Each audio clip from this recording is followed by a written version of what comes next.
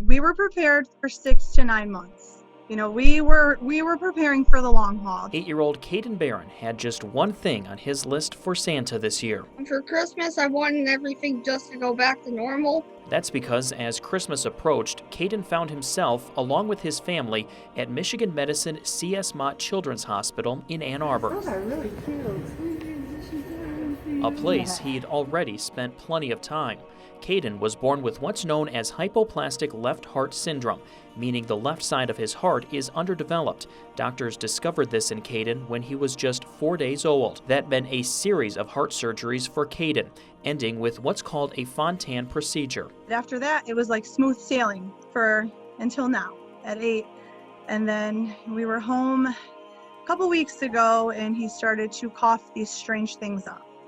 They look like your bronchial tree. Very, very strange. Kaiden had developed what's known as plastic bronchitis.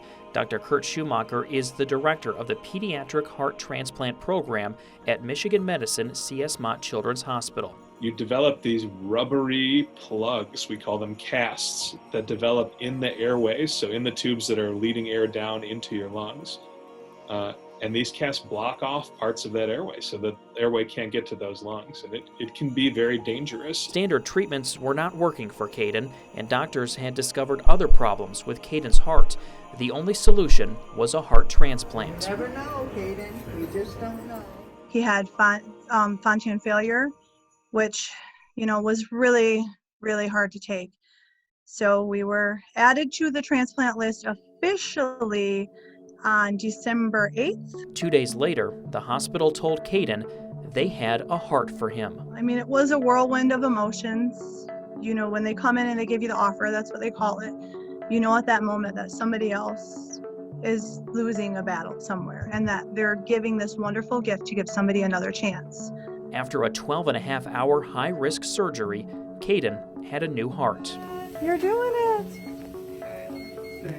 To go through what Kaiden went through and come out on the other side looking great is nothing short of miraculous and a miracle. It was the 21st successful pediatric heart transplant this year for Dr. Schumacher and his team. For every child who comes through with Kaiden, there are children who need a heart transplant who never get offered because people don't donate organs like they should.